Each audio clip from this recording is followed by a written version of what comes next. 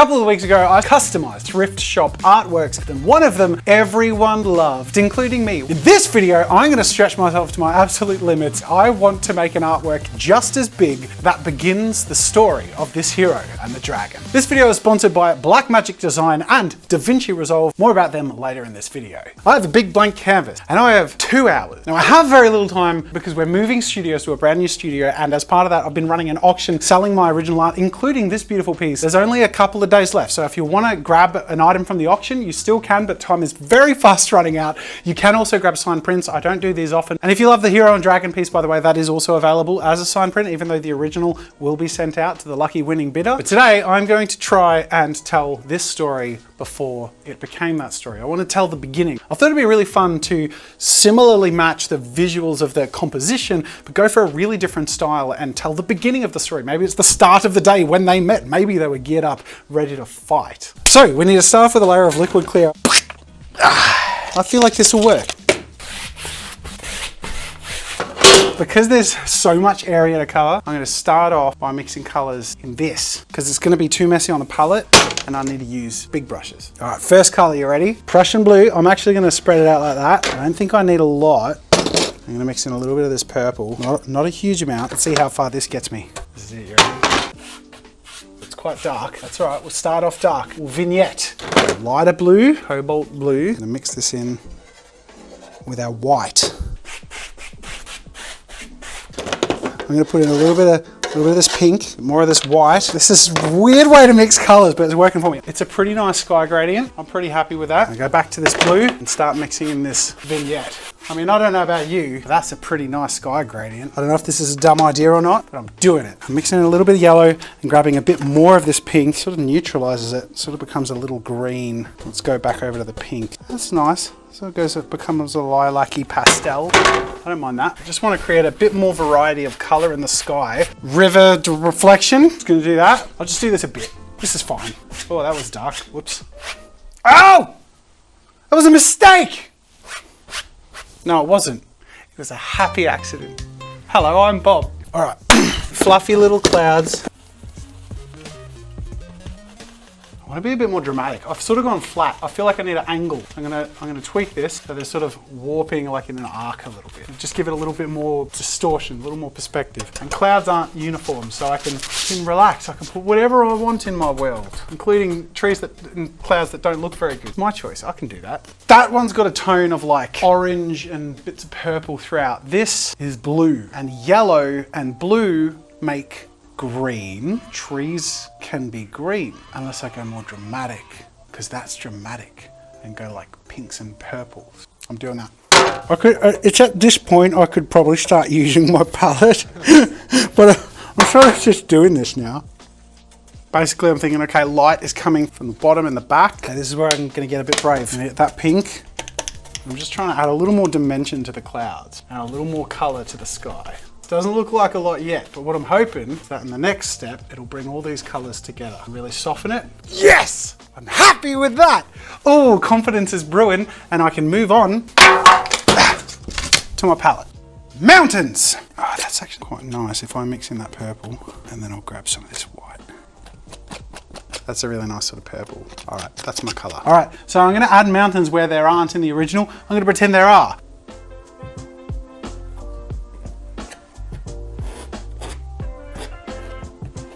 Nice dry paintbrush, bring all this down. All right, this is fun. I should paint more. I want to paint more. Highlights first. Snow.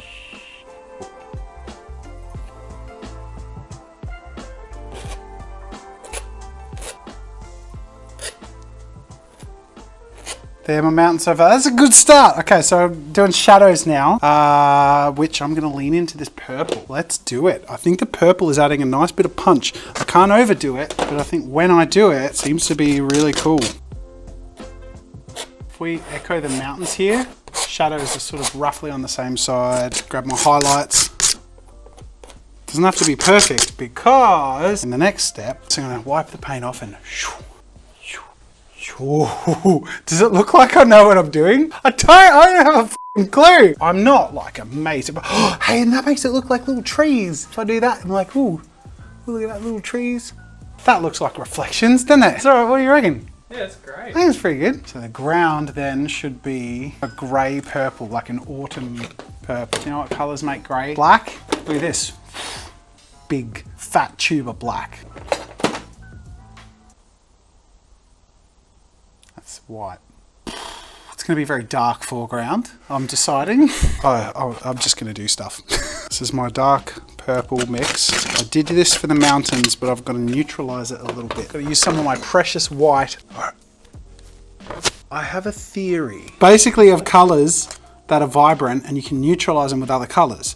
So blue mixed with sort of like a red makes it more purple, but you can see it sort of dulling down the saturation a little bit. If I mix in a little bit of this yellow, it'll make it more green, but I feel like it still further saps the colour a little bit. So I feel like I can almost mix a near grey out of soft primaries. That's my theory, to save on white. So I could pinch a little bit of white, tiny bit of black, mix that in, and that's like a grey, a steel grey, blue. Okay, I think that's not bad actually. I can't have too much vibrancy everywhere, so I'm laying the foundation of the ground cover to be really neutral. Got to cover a lot more area than I just did. Let's soften this and spread this.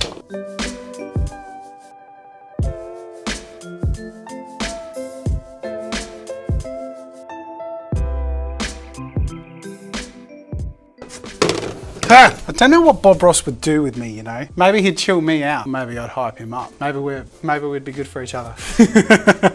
So this is everything that's the background. Sky, mountains, ground cover that we'll add onto, but we can't go too nuts with the ground cover because the trees have to go on that. So I actually think the trees are next. So this has got some trees in this sort of foreground area, but there's a lot of mist in the back. There's no detail behind there. So actually I've just got to create a foundation to put that detail onto. There we go. There we go. That's it. Nice neutral, pushed in the background. So my plan with the trees is start with foliage, then do tree shadows, then tree highlights, then end with branches and foliage. Where are my fan brushes? I should have thought ahead. That's not how I roll. You know me. Of course you know me, because you subscribed and you've already liked this video. Haven't they? Have you? Haven't you? Sorry, what? You haven't subscribed? So you know what? This is a challenge. I dare you to subscribe and just watch what I can do. In the next couple of months, you're going to see crazy cool stuff. If you hit like, more people will enjoy this, which you've enjoyed so far, and it's only going to get better. This is what I do with very little time and a lot of pressure. Just wait until I have a lot of time and still a lot of pressure. I mean, this is pretty cool. I'm pretty happy with this. Let's get crazy.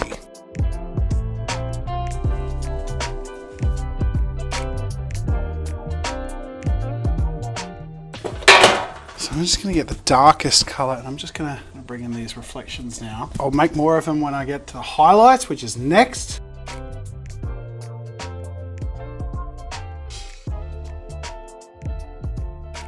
It's time to move on to highlights. So I'm going to step into these next steps that are really actually going to make the biggest difference the quickest, which is a huge relief because actually after all of that, it's a pretty solid foundation to start from on which I can just hopefully let the magic happen. The black magic. Which you can let happen in your life if you're looking for fantastic camera gear or the world's best editing program. Blackmagic have sponsored this video and they are not only the production equipment we use to film, they're the best studio and cinematography cameras on the market. Whether you're a professional or you're looking to get into creating video content, DaVinci Resolve, which is made by Blackmagic, is free. DaVinci Resolve 17 is the latest version of the cutting edge world-leading editing software that has not only the best editing capabilities on the market for free, I'm just gonna say that again, but absolutely mind-blowing color editing and color grading capabilities. The best I've ever seen, absolutely best I've ever used. We run our whole studio from DaVinci Resolve, the free version. But you don't have to be a super professional person to understand or use it. In fact, they made the Cut tab, which is a tab that you can click on to use DaVinci Resolve, which puts all of its big fancy features in a much more simplified, streamlined version. By the way, did I mention DaVinci Resolve does big, blockbusting Hollywood flicks, pulling off some of the best VFX and color grading and epic editing in the same software that you can get for free right now and learn to edit in. Go check it out, the link's in the description. I can't tell you how much I love Blackmagic hardware and software, but I'm gonna bloody well try, and this is an attempt because it's really worth checking out if you're into video production or post-production. So huge thank you to Blackmagic for sponsoring this video, making incredible magic happen on my channels and for my audience. Color time! I'm gonna stick to blues and greys on the trunks. I'm gonna keep that grain there. See how it's all a bit muddy? That's all right. I'm just gonna keep that there because it's gonna add texture. It's very white, isn't it? It's all right. I'll dull it down, add a bit more color. And I'm sticking to one direction. That's what makes you beautiful. Not that one direction. Silly post-production editing, taking my dumb jokes as cues. I feel like it's a bit much. I'll bring it back. Bring it all back to you.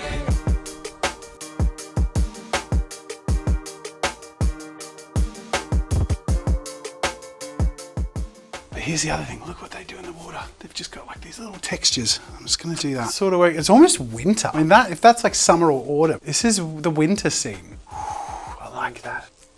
Winter, let's lean into that. Light blue, pink. It's a nice cold lavender. Do you know what? Those taps I was making with that brush before, they were working pretty well. I'm gonna use that to lay down the first layer in just this pink, maybe a touch of blue. Going to start bringing layers in. It's just adding a bit of bushiness because the fan brush sort of adds highlight. No point adding highlights if there's nothing to highlight. Okay, highlight time. It's a lot, but I can balance that out in a second by just creating a few focal points. I'm just going to get a little bit more vibrant pink here, and I'm going to do the ground. Yeah, doesn't that separate it?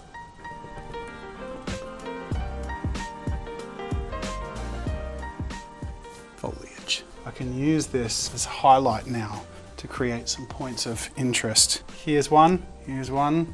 Let's go up here. And that's just sort of pushing everything else back a little bit. Okay, I am actually pretty happy with that. And in fact, I actually feel like I'm probably up to the last bit, which is the dragon and the hero. I feel like this is their time to shine. Whew. And how do I do that? I feel like they should be in roughly the same positions, but I feel like the dragon should be facing away, maybe not expecting, and the hero should look more like mean. Okay, I'm just gonna do it. Just gonna do it!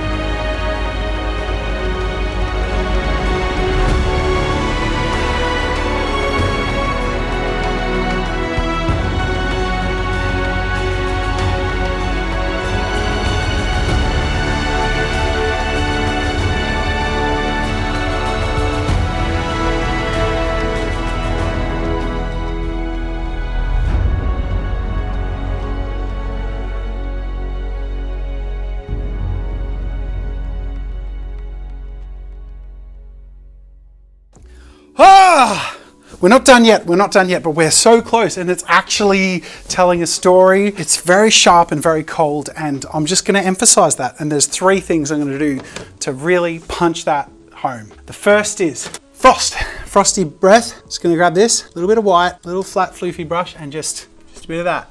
You just want it subtle. It's frosty, let's lean into it. 2, icy river. Give us a clear indication as to where the world begins and ends in the reflection. Feel like that's pretty good. And 3, last but not least, the finishing touch. Rob, you are holding it up nice and wide. Are you flicking I'm stuff flicking stuff at you. So you got, yeah. Poison stuff. Yeah. Don't say it like that. Nice and wide. Okay, so we're starting off here, nice and high up in both directions.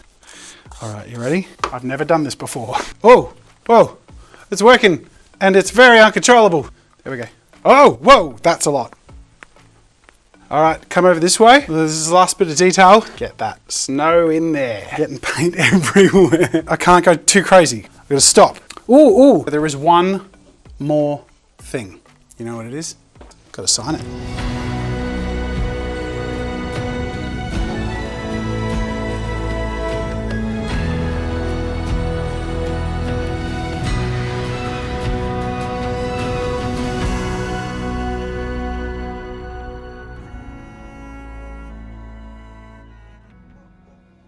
I had 2 hours today, and I gotta say, I made the painting I am most proud of. I mean that. I wanted to tell the start of that story, and I did in a way more intense way than I expected. I didn't expect to go so winter, but it started going there and I just went there. I'm so glad I did, because I think the altered original is so autumn and hot and peaceful. And I think adding that real sharp chill, that winter frostbite, adds to the animosity. And maybe the hero and the dragon, maybe it took several seasons for them to finally come to respect and part peacefully. Or they had a book club and like they met in the forest every day and they're like, hey dragon, how's things go? You know, they had like, there's lots of fumes in here right now. So I'm just, I'm gonna use this as the cue to like wrap it up. But not before I say, this can be yours. I'm gonna add this as the very last piece to the auction. I'm gonna extend the auction by 1 day. So if you want this piece, it could be yours. You could put it on your wall if you win that auction. I will link to it in the description. But I'm also gonna make a signed print of it so that if you love it, you can get an A4 or A3 print of it. I will hand sign it, and all of the proceeds from jazzyauction.com, whether it be auction pieces, limited edition, signed prints, or any donations, all go to enabling us to move into our new studio, set ourselves up, and make the future of amazing content possible. I am so excited. I hope you're as excited as I am. If you are, please subscribe, click like so other people can see this video. Otherwise, there are more videos over there you're bound to enjoy. That's it for now, and until next time, I'll see you later.